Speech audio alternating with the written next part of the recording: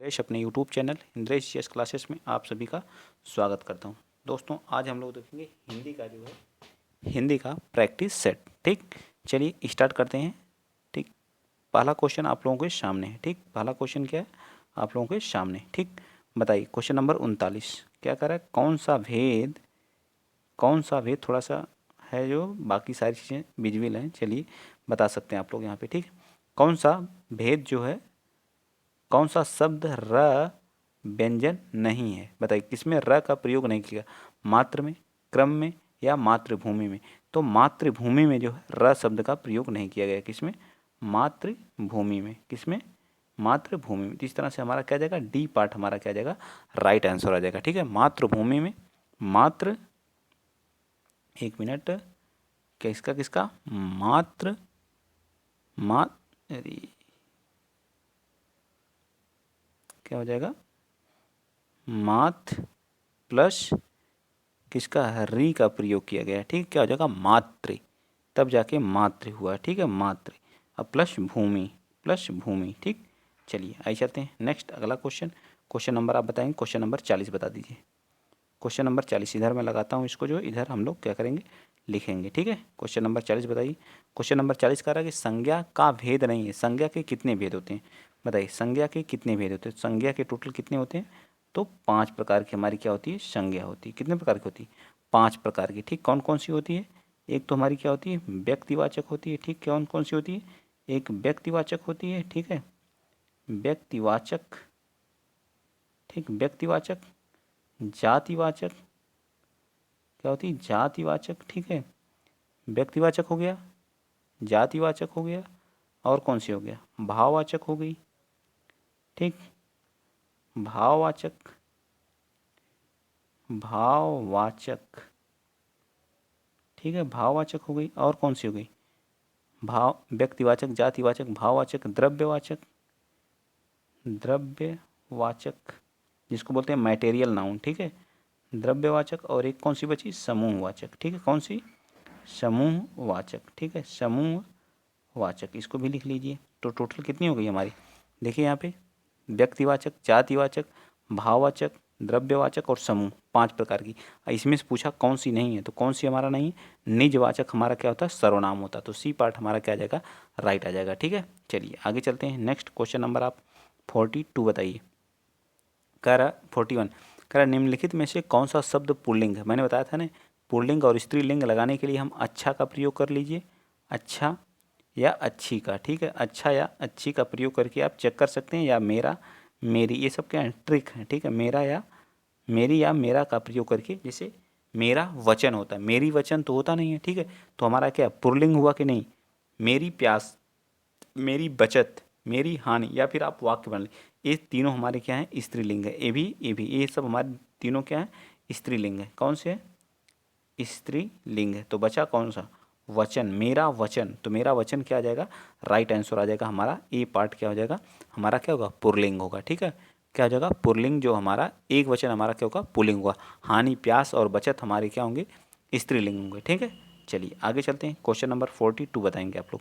42 कह रहा सदा एक वचन में प्रयुक्त होने वाले शब्द कौन से हैं। तो सदा एक वचन में प्रयुक्त होने वाला शब्द हमारा कौन सा है, दर्शन। दर्शन को हम लोग किस में प्रयोग करते हैं, सदा एक वचन में। किस में करते हैं, सदा एक वचन में प्रयोग करते हैं। किस में करते हैं, सॉरी, सदा बहुवचन में। इसको हम लोग किस में करते हैं, बहुवचन में। ठीक, और बाकी जो बचे हुए हमारे हैं, जैसे प्रत्येक हो गया, मुनि हो गया, ठीक है, घर हो गया, ठीक है, ये सब हमारे क्या हैं, एक वचन में प्रयोग किए जाते हैं। ठीक, किस में किए जाते हैं, एक वचन में किए जाते हैं। तो सी पार्ट राइट। चलिए 43 आप बताएंगे। 43 क्या करा, हरि मोहन अपनी बहन को पुस्तक देता है। हरि मोहन अपनी बहन को क्या करता है, पुस्तक देता। वाक्य में जो रेखांकित शब्द है उसमें जो है कारक कौन सा है, ये बताना है। बहन को, तो कर्ता ने कर्म को किसको देता है, बहन को देता है। ठीक है, तो इसमें कौन सा आ जाएगा, तो बहन को देता है, तो यहाँ कौन सा आएगा, हमेशा कर्म कारक आएगा। कौन सा आएगा, कारक। बहन को तो मतलब कौन सा, कर्म कारक आएगा। ठीक, बहन को क्या देता है, पुस्तक, बहन को पुस्तक देता है। ठीक, तो हमारा कर्म कारक यहाँ राइट हो जाएगा। ठीक, दान देने के अर्थ में कहीं होता तो कुछ लोग क्या बताएंगे इसका जो है, तो यहाँ बताएंगे संप्रदान कारक, लेकिन संप्रदान नहीं, बहन को पुस्तक देता, किसी को देने के में अर्थ में क्या होता, कर्म कारक हमेशा होता है। ठीक है, चलिए आगे चलते हैं। क्वेश्चन नंबर आप बताएंगे 44 सॉरी।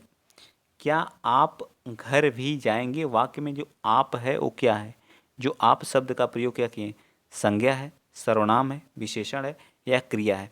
आप घर जाएंगे तो आप क्या है ये बता दीजिए आप लोग।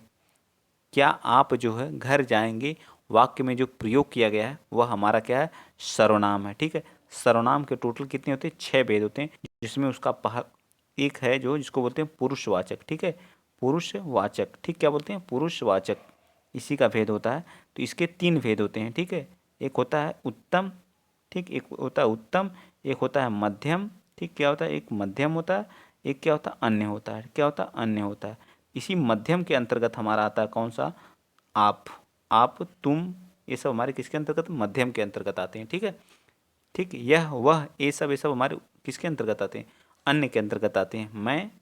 मैं, हम, हमसे, ये सब उत्तम पुरुष के अंतर्गत आते हैं। ठीक, चलिए आगे चलते हैं। नेक्स्ट क्वेश्चन नंबर 45 बता दीजिए। क्वेश्चन नंबर 45 कह रहा है कि वह बहुत धार्मिक शब्द, धार्मिक व्यक्ति है। तो जो रेखांकित शब्द है उसमें धार्मिक जो है वो क्या है बताइए। तो धर्म शब्द में जब इक प्रत्यय लगा देते हैं तो क्या हो जाता है? धार्मिक बन जाता है। क्या बन जाता है? धार्मिक बन जाता है। इक प्रत्यय जोड़ने पर क्या बन जाता है? धार्मिक बन जाता है। ठीक, तो यह क्या है? संज्ञा है, क्या है? क्रिया है, सर्वनाम है। तो सर्वनाम है नहीं, क्रिया भी नहीं है, तो बचा क्या? संज्ञा भी नहीं है, तो हमारा है क्या? धार्मिक क्या है? एक विशेषण है। धार्मिक क्या है? धार्मिक शब्द क्या है? एक, जब इसमें एक प्रत्यय जोड़ने पर क्या आ जाता है? धार्मिक हो जाता है। तो इसे कहते हैं व्यक्ति के गुण को क्या करता है? प्रकट करता है। ठीक है, इसीलिए इसे गुणवाचक विशेषण कहते हैं। गुणवाचक, गुणवाचक, धार्मिक क्या है? गुणवाचक विशेषण है। ठीक, नेक्स्ट चलिए अगला चलते हैं। क्वेश्चन नंबर 46 बताएंगे आप। कह रहा निम्नलिखित में से तद्भव शब्द छांटिए। कपूर, तो इसका क्या होता है? तत्सम इसका होता है कर्पूर होता है। ठीक है, पक्ष का क्या होता है? पक्ष। मयूर, मयूर का क्या होता है? मोर हो जाता है। मानसिक, तो इसका क्या हो जाता है? तद्भव हमको बताना। ठीक है, जो हिंदी में क्या किए जाते हैं? यूज किए जाते हैं, उसे बोलते हैं तद्भव। ठीक है, जो संस्कृत में ज्यों का त्यों यूज कर लिए जाते हैं, संस्कृत का शब्द होता है लेकिन ज्यों का त्यों हिंदी में यूज कर लिए जाते हैं, उसी को बोलते हैं तत्सम। ठीक, तो बताएंगे आप लोग 46 का राइट आंसर क्या आ जाएगा? ए पार्ट हमारा क्या होगा? राइट हो जाएगा। ठीक है, इसका जो होगा कर्पूर होता है। क्या होता है? कर्पूर, इसका क्या होता है? तत्सम होता है। ठीक है, और बाकी मानसिक हो गया, पक्ष हो गया, मयूर हो गया, ये सब हमारे क्या है? ये सब हमारे क्या है? तत्सम है। ठीक, क्या है? तत्सम है। ठीक, याद रखेंगे आप लोग। पक्ष, मानसिक, मयूर, मयूर का मोर हो जाता है हमारा जो क्या? तद्भव। लेकिन कर्पूर, जो कपूर का जो तत्सम क्या होता है? कर्पूर होता है। ठीक, आगे चलें। अगला क्वेश्चन, आप बताएंगे 47। सब कुछ जानने वाले, वाक्यांश के लिए एक शब्द को क्या जो सब कुछ जानता हो उसको क्या कहा जाता है? तो उसको हम लोग क्या कहते हैं? सर्वज्ञ बोलते हैं। ठीक है, जो सब कुछ जानता है उसको सर्वज्ञ बोला जाता है। तो बी पार्ट हमारा क्या आ जाएगा? राइट आ जाएगा 46 का। आगे बताएंगे 48 आप बता दीजिए। उत्थान शब्द का विलोम क्या होता है? किसी चीज़ का उत्थान करना मतलब निर्माण करना, उत्थान करना, बनाना, नींव रखना। ठीक है, ये सब। तो इसका क्या हो जाएगा? हमेशा क्या होगा? इसका पतन होगा, उजाड़ना। ठीक है, नींव रखना का क्या होगा? पतन करना, उजाड़ना, ये सब हमारे क्या होते हैं? उत्थान के विलोम होते हैं। ठीक, आई ये सारी चीज़ें समझ में आई आपको? चलिए आगे चलते हैं। देवता शब्द का पर्यायवाची नहीं है, आप बताएंगे 49 का। देवता का पर्यायवाची क्या होता है? सूर्य होता है, देव होता है, अमर, देव या सुधाकर। तो सुधाकर किसका होता है? सूर्य का पर्यायवाची होता है। किसका होता है? सुधाकर। सुधाकर किसका होता है? तो सूर्य का पर्यायवाची होता है। सुधाकर किसका पर्यायवाची है? फटाफट बताइए। सुधाकर किसका? 49 का। सॉरी, सुधाकर चंद्रमा का होता है। मैं प्रभाकर को याद कर रहा हूँ। सुधाकर जो होता है वो चंद्रमा का होता है। ठीक, किसका होता है? चंद्रमा का होता है। चांद होता है। ठीक है, चांद होता है।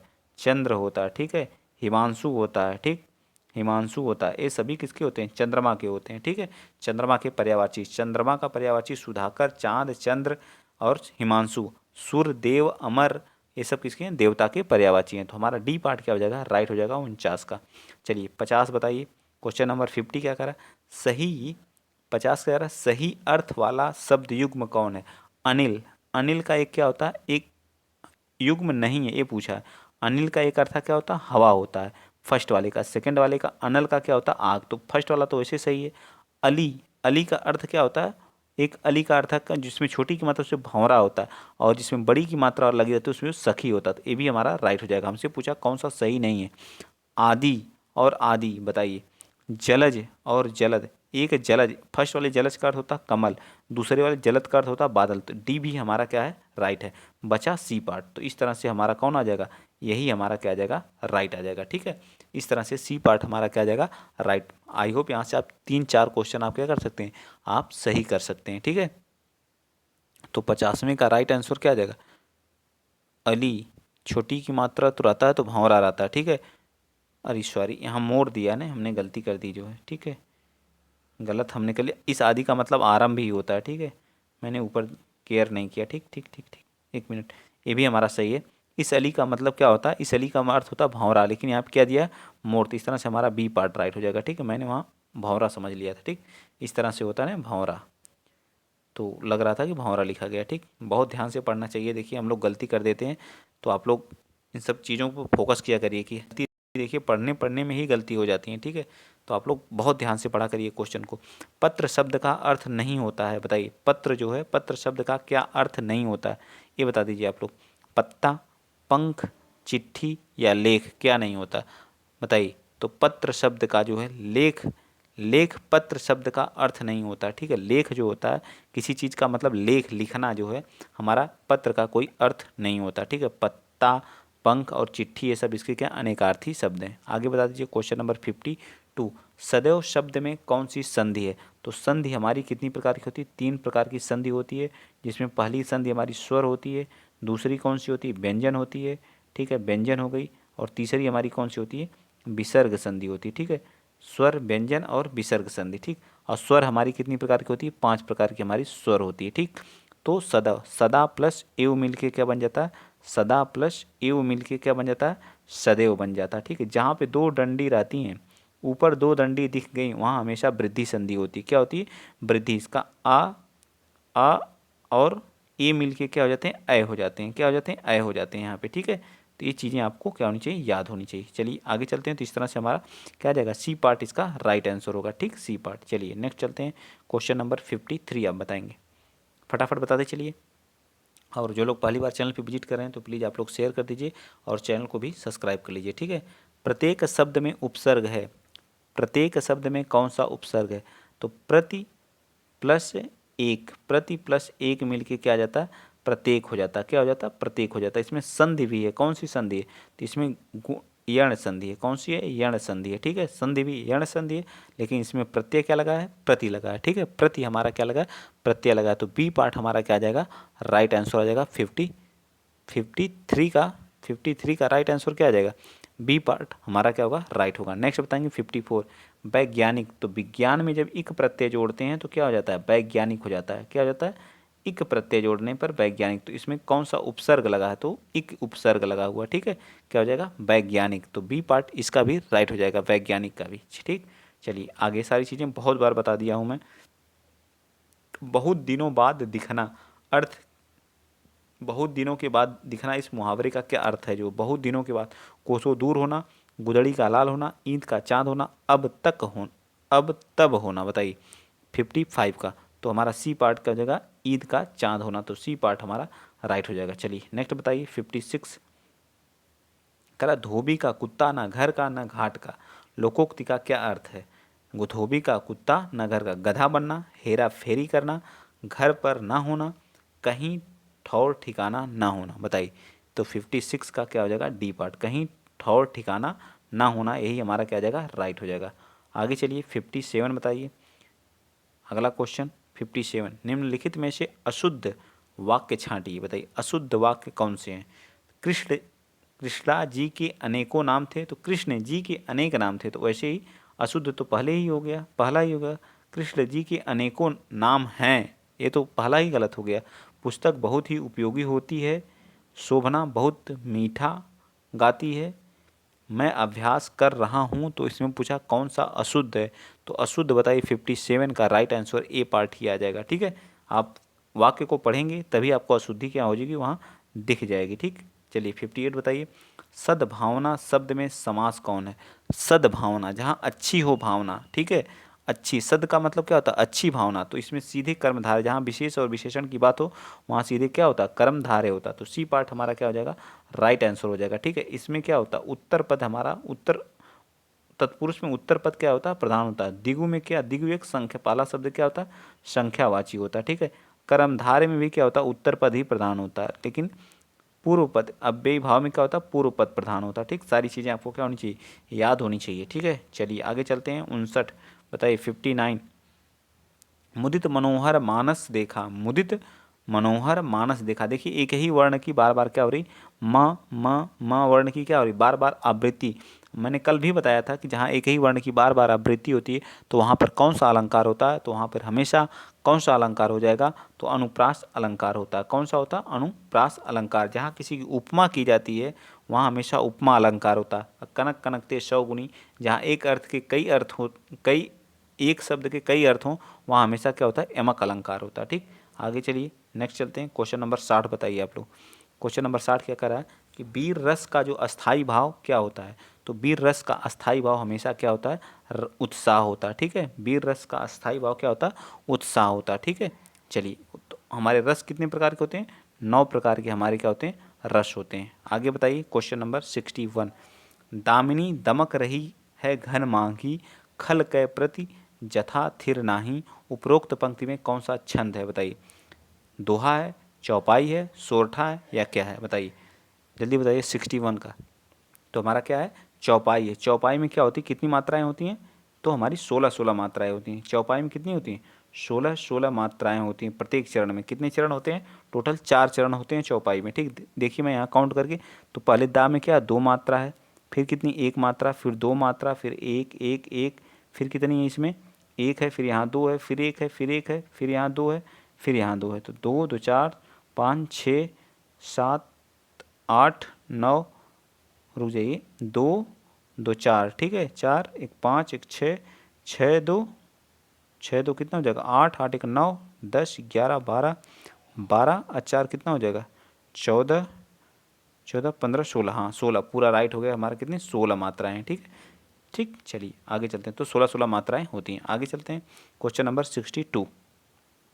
निम्नलिखित में से भाववाच्य, भाववाच्य तो वाच्य हमारे कितने प्रकार के होते हैं, 3 प्रकार का हमारा क्या होता है, वाच्य होता है। ठीक, कौन कौन सा, एक कर्म होता है, एक क्या होता है, कर कृतवाच्य होता है, कृत, और एक क्या होता है, भाववाच्य होता है। ठीक, क्या होता है, भाव होता है। ठीक, जहाँ कर्म की प्रधानता वहाँ कर्मवाच्य, जहाँ भाव की प्रधानता वहाँ भाव, जहाँ कर्ता की प्रधानता वहाँ कर्तावाच्य। ठीक, कृतवाच्य या कर्तावाच्य। ठीक, तो अब चला जाए, रवि आम चूसता है, मोहिनी पत्र लिखती है, शीला से खाया नहीं जाता। हमेशा वहाँ ज़्यादातर आपको निगेटिव देखने को मिलेगा। वहाँ हमेशा कौन सा, वहाँ हमेशा क्या रहेगा, वहाँ हमेशा जो है क्या रहेगा, वहाँ हमेशा कौन सा, भाववाच्य होगा। तो डी पार्ट हमारा इसका 62 का जो है राइट आंसर हमारा क्या आ जाएगा, डी पार्ट हो जाएगा। चलिए आगे चलते हैं। नेक्स्ट क्वेश्चन नंबर 63 बताइए। 63 क्या कह रहा है कि नेताजी ने कहा था कि तुम मुझे खून दो मैं तुम्हें आज़ादी दूंगा। इस वाक्य में कौन सा चिन्ह का प्रयोग किया गया है, तो इसको बोलते हैं इन्वर्टेड, डबल इन्वर्टेड कामा जो है, तो एक कौन सा है बताइए, पूर्ण विराम चिन्ह, अल्प विराम, प्रश्नवाचक, या उद्धरण चिन्ह। तो क्या बोलते हैं इसको, उद्धरण चिन्ह बोलते हैं। क्या बोलते हैं, उद्धरण। 63 का हमारा क्या जाएगा, उद्धरण चिन्ह का प्रयोग किया जाता है। तुम मुझे खून दो मैं तुम्हें आज़ादी दूंगा। आगे चलते हैं क्वेश्चन नंबर 64 बताएंगे आप। क्या कह रहा है 64, कह रहा है कि वह काम नहीं करता है, वह क्या करता है, काम नहीं करता है। वाक्य में अव्यय पद है, बताइए कौन सा अव्यय पद है, आप बताइए फटाफट कौन सा अव्यय पद का प्रयोग किया गया है 64 में। तो हमारा राइट आंसर क्या होगा 64 का, वह काम नहीं करता है। तो नहीं शब्द हमारा यहाँ क्या है, अव्यय है। नहीं शब्द हम क्या किए हैं, अव्यय के रूप में प्रयोग किया गया है। ठीक है, नहीं शब्द, तो हमारा सी पार्ट क्या हो जाएगा, राइट हो जाएगा। ठीक, आगे चलिए क्वेश्चन नंबर 65 बता दीजिए। निम्नलिखित में से कौन से शब्द में री की मात्रा का उपयोग हुआ है, बताइए। वर्षा, वृष्टि, रिपु, क्रिया, ना इसमें भी ना ही इसमें। तो हमारा किसमें, वृष्टि में यूज किया गया है री की मात्रा का। नेक्स्ट बताइए क्वेश्चन नंबर आप बताएंगे 66 बताइए। 66 क्या कह रहा है, स जो हमारा स होता है वो किसके द्वारा बोला जाता है, सलजम वाला स, बताइए तालु द्वारा, मूर्धा द्वारा, कंठ द्वारा, या दंत द्वारा। मैंने वर्णमाला की पूरी वीडियो कराई हो, आप लोग वहाँ जा करके देख लेते हैं, देख लीजिए, सारी चीज़ आपको वहाँ पे क्या हो जाएगी, क्लियर हो जाएगी। ठीक है, एक बार ज़रूर वर्णमाला सर्च करके आप लोग देखिए, मिल जाएगी सारी चीज़ें। ठीक, बताइए 66 का राइट आंसर क्या आ जाएगा, तो हमारा तालु के द्वारा बोला जाता है। ठीक है, तालव्य है। ठीक, चलिए एक गद्यांश दिया गया, गद्यांश को पढ़िए और आंसर दीजिए 71 तक। ठीक, सर्दियों के दिन थे, एक बालक क्या करता है, एक बालक सुबह के समय अकेले स्कूल जा रहा था। रास्ते में एक स्टेशन था, वह रेल की पटरी के पास से गुजर रहा था कि अचानक उसकी नज़र एक रेल की पटरी पर गई, वह उखड़ी हुई थी। बालक ने घड़ी देखी और गाड़ी आने वाली थी। उसने सोचा कि अगर गाड़ी इस पटरी पर से गुजरेगी तो इसका क्या आ जाएगा, भयंकर परिणाम होगा, हो सकता है। अभी वह इससे आगे सोच भी ना पाया था कि गाड़ी की सीटी सुनाई दी। ठीक, बस फिर क्या, बालक के सामने एक ही लक्ष्य था कि मुसाफिरों की जान बचाना। देखते देखते ही इंजन दिखाई देने लगा। बालक कूदकर दोनों पटरियों के बीच खड़ा होकर अपनी कमीज हिलाने लगा। ड्राइवर की नज़र उस बालक पर पड़ी और उसने ब्रेक लगाया, जिससे लेकिन गाड़ी बिल्कुल बालक के पास आकर रुकी। ड्राइवर ने क्रोध से पूछा, क्या तुम्हें अपनी जान की कोई परवाह नहीं है, गाड़ी क्यों रोकी? बालक बालक क्या करता है, बालक ने रेलगाड़ी उखड़ी हुई पटरी दिखाई और कहा, अगर मैं ऐसा ना करता तो सैकड़ों लोगों की जान चली जाती। ठीक, बालक ने, अब क्वेश्चन हमारा देखिए क्या करा, क्वेश्चन करा, बालक ने घड़ी क्यों देखी? उसने घड़ी अच्छी समय लग उसे घड़ी अच्छी लगती थी, बिल्कुल गलत बात। रेल के आने का समय हो रहा था, घड़ी अपने दोस्तों को दिखाना चाहता था, गलत बात है। रोजाना घड़ी देखकर स्कूल जाता था, ये गलत बात है। तो हमारा क्या आ जाएगा, बी पार्ट हमारा क्या आ जाएगा, राइट आ जाएगा। 67 का राइट आंसर क्या आ जाएगा, बी पार्ट। आप पढ़ेंगे, आप वैसे एक बार गद्यांश पढ़ने के बाद आप वैसे आंसर गद्यांश देखने की जरूरत ही नहीं पड़ेगी। ठीक है, बालक का कमीज हिलाना व्यक्त करता है सूझबूझ को, बेवकूफ़ी को, शरारत को, असावधानी को। तो क्या है, सब गलत हैं। तो सूझबूझ उसका क्या क्या सम, तो उसके सूझबूझ का हमसे क्या उससे पता चलता है। चलिए 69 बताइए, रेल ड्राइवर को क्रोध क्यों आया? गाड़ी लेट हो रही थी, बालक की ज़िंदगी का सवाल था, उसे अपनी नौकरी की चिंता थी, ड्राइवर को अपनी जान खतरे में लगती थी। तो बताइए क्वेश्चन नंबर 69, तो बालक का क्या था, बालक के ज़िंदगी का सवाल था। ठीक, आगे क्वेश्चन नंबर 70 बता दीजिए। चलिए 70 और 71 दोनों बता दीजिए, ये हमारे दोनों लास्ट क्वेश्चन है आज के। ठीक, उखड़ी हुई पटरी को देखकर ड्राइवर के मन में बालक के प्रति क्रोध आया, दुख आया, शाबाशी देने का भाव आया। अब बताइए, एक भी गद्यांश से एक भी क्वेश्चन गलत हो जाए तो फिर मेरा नाम बदल दीजिएगा। ठीक है, एक एक क्वेश्चन यहीं से फंसेगा, आप लोग बस वीडियो देखते जाइए। ठीक है, अगला क्वेश्चन, क्वेश्चन नंबर 70 बताइए, लोगों की जान बचाने का कार्य बालक के किस गुण को प्रकट करता है? त्याग को, धैर्य को, पराहित को और उत्साह को। तो कौन से गुण को प्रकट करता है? तो उसके पराहित, मतलब दूसरों को हित चाहता था। बालक क्या चाहता था? दूसरों का हित चाहता था। तो हमारा क्या आ जाएगा, डी पार्ट हमारा राइट आ जाएगा। ठीक, आई होप, मैं आशा करता हूँ कि टोटल हम लोगों ने 33 क्वेश्चन किए हैं। ठीक है, और आप बताएंगे आपके कितने सही हुए हैं इस 33 में। ठीक, और ज़्यादा से ज़्यादा वीडियो को शेयर कर दिया करिए, चैनल को सब्सक्राइब कर लिया करिए। आज के लिए इतना ही। वीडियो अगर अच्छा लगा है तो प्लीज़ वीडियो को शेयर करिए। जय हिंद, जय भारत।